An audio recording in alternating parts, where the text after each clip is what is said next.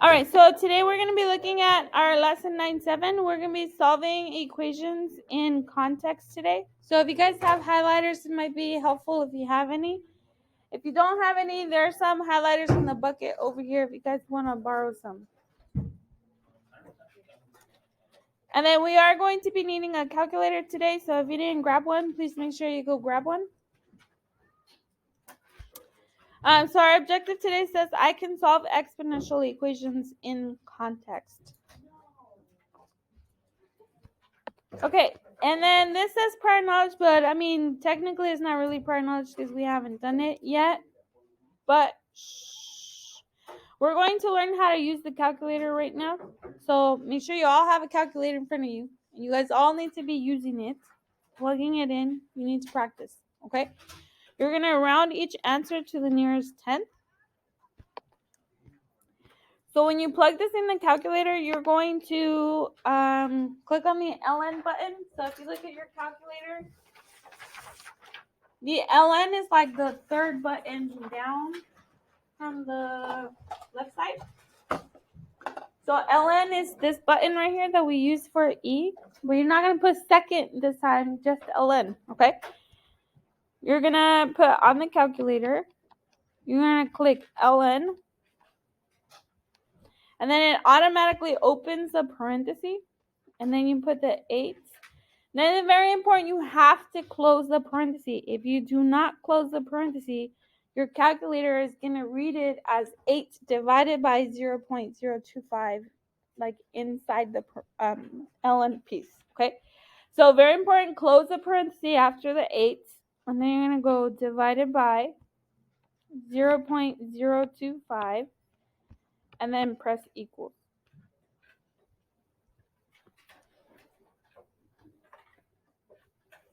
Okay, now go ahead and compare your answer with your partner or person next to you, sitting behind you, in front of you. What did you guys get for your answer?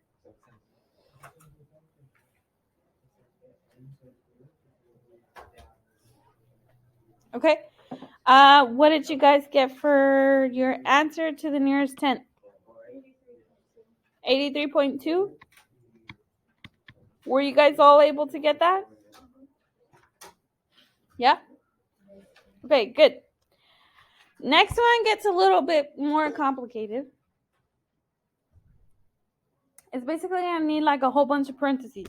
So for this one, you're going to need a parentheses around the 1.35. And then you're going to need a parentheses starting at the 0.05 and at the end of the 1.25. Okay? Make sure you have those like 4 parentheses when you plug it in. So on your calculator for this one, you're going to click ln 1.35 and then close the parenthesis. And you're going to hit divided by. Then very important, you have to open a parenthesis right here. And then you go 0.05 ln again.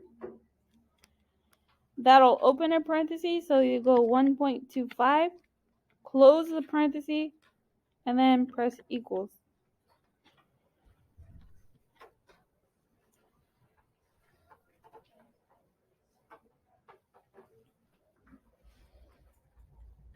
Okay, check it with the person next to you, see if you guys have the same answer.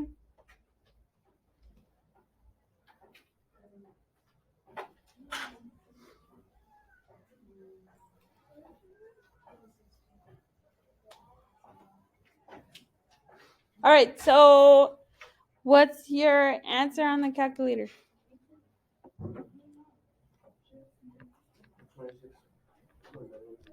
26.9? Did anybody get a different answer? What'd you get? 25.6? Okay. So check your work. Did you close the parenthesis after the 0.35?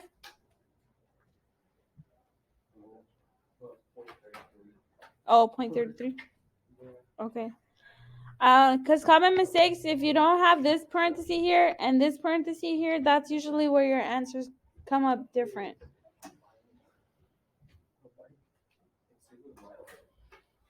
All right, so let's look at today's concept. Now that we know how to use a calculator, we're going to be solving equations again. So the steps is first use algebra to isolate the power expression, meaning like get the base by itself. And then you're going to take the ln of both sides. Then we can use the power property of logarithms, meaning like take the exponent and then just move it to the front. And then as step 4, you're going to use algebra to solve for x. And then you're going to use your calculator this time. And then you're going to write your sentence conclusion. You can add here, write your sentence conclusion. Because we are going to be working with word problems today, you guys have to write your sentence conclusion.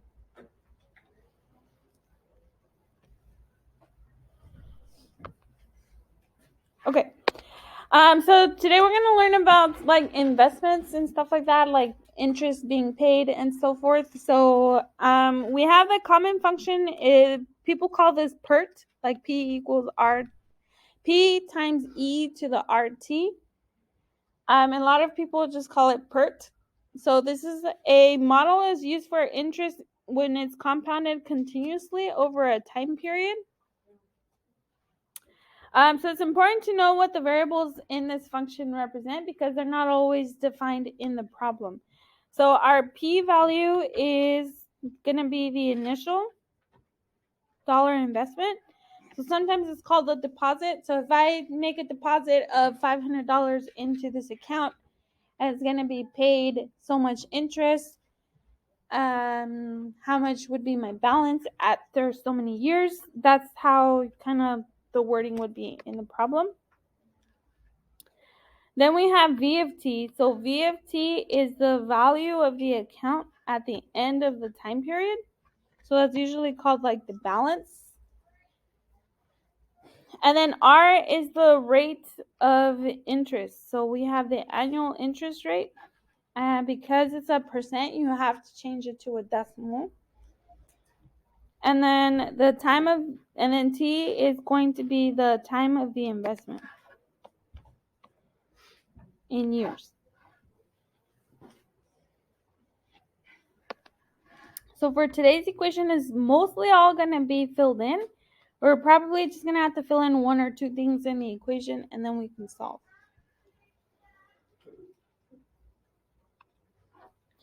So let's take a look at our first example here. I believe it's all filled in on your paper, so you don't have to worry about any blanks. But here, if I read this here, it says a person invests $5,000 in an account that earns 3.5% annual interest compounded continuously. And then the question is, how long to the nearest tenth of a year will it take for the investment to reach $8,000? And you're supposed to use this model right here. V of t is 5,000 times e to the RT. So I can see this 5,000 is the initial because I'm investing, or this person is investing $5,000. So this is our P. So I can see the 5,000 is already filled in the equation. But I do see this 3.5% annual interest. So that's going to be my R. That's the rate interest. But I have to change it into a decimal. So if you remember when we did like the growth and decay, 3.5%, you have to move the decimal 2 times. So my R really is going to be a 0.035. I have to add an extra 0 right here. Okay. And then I also have this $8,000. So my $8,000 is going to be my balance. How long would it take me to get to $8,000? So that $8,000 actually going to be my V of t because that's the final or the balance to reach $8,000.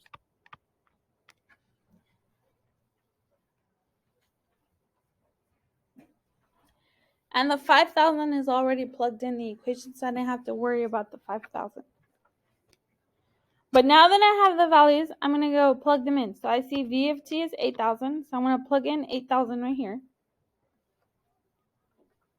And then I have R is 0.035. So I'm going to plug in R over here. And then everything else is pretty much filled in. Okay? So my equation is going to be 8,000 is equal to 5,000 times e to the r, which is 0.035 times t.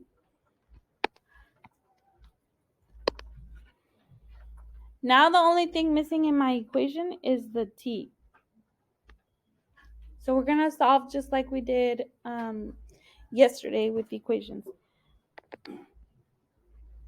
My first step is to isolate this piece. Get the e by itself. So we need to get rid of the 5,000 by doing what?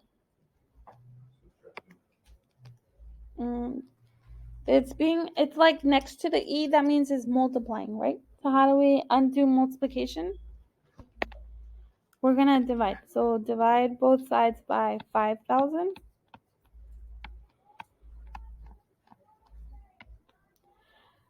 So as a decimal, what is 8,000 divided by 5,000?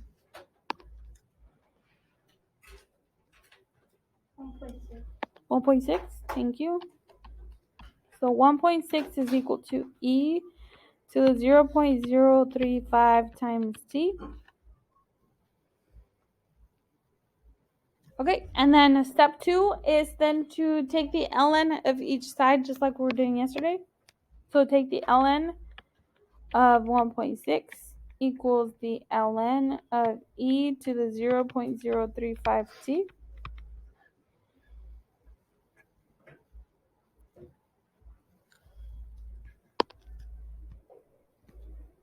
Okay, and then what did we do next? After you take the ln, what's the next step?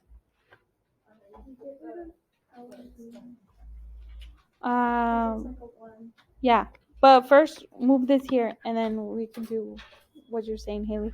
So first move the exponent to the front, so we have the ln of 1.6 equals 0.035t times the ln of e. But as Haley was saying, what is ln of e? It's 1, right? So ln of e is just 1. So then that kind of basically goes away. So we have the ln of 1.6 equals 0.035t.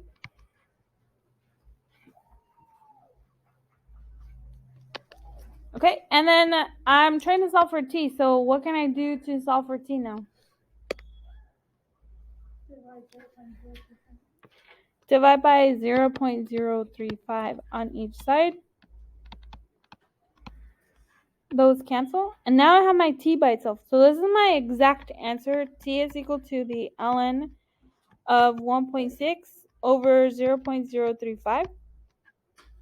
So far, we've just left our answer like that, but because we're dealing with a word problem and it's asking for how long in years, we have to actually plug it in the calculator this time, okay? So grab your calculator and then go plug that in. So remember, in the calculator, you need to make sure you put a parentheses around that 1.6. That should be the only set of parentheses you need for this one, because in the denominator, the only thing you have is a 0.035. So calculator, go do ln 1.6, close parenthesis, and then divide it by 0.035.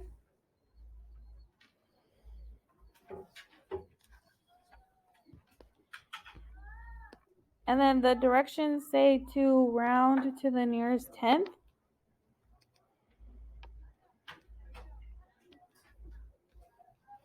Round to the nearest tenth. That means after the decimal, you need one more number.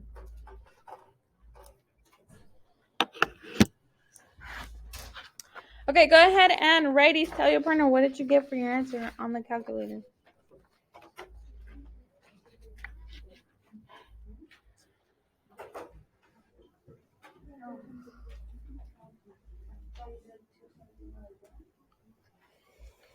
Okay, what did you guys get for your answer?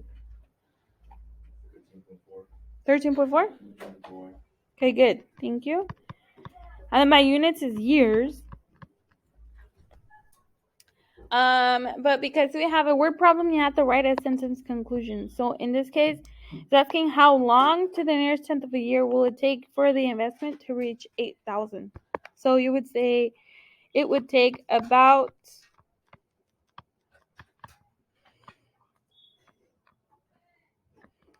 13.4 years for the investment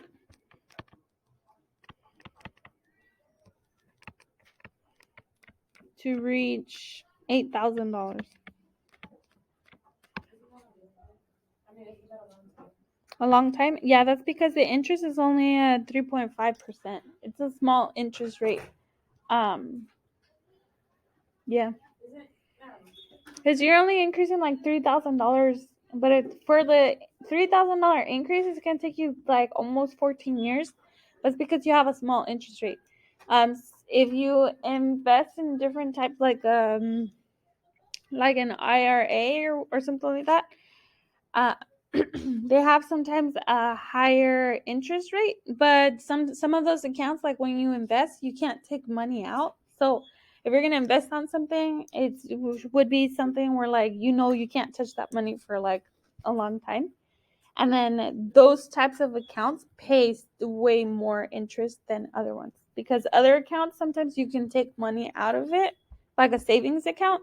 You can take money out of your savings account, but savings accounts pay like so small of a interest rate that it's not really an investment. But yeah, anyways, so that's why it takes so long. It's because that's only at 3.5% interest. All right, good question. Moving on, today we're going to be looking now at the exponential function model, just a regular no base e. So sometimes we don't always have a base e, sometimes we'll just have a base that's a number. So if we ever have a base that's not an e, we're going to be using this function. So f of x equals a times b to the cx power, and then a is the initial function value, and then f of x is the final function value. Okay, so a is initial, and then f of x is the final. So let's go ahead and look at our first example here. Or, I guess second example, but first of these examples. Can you interrupt for a second? Sure. Happy staff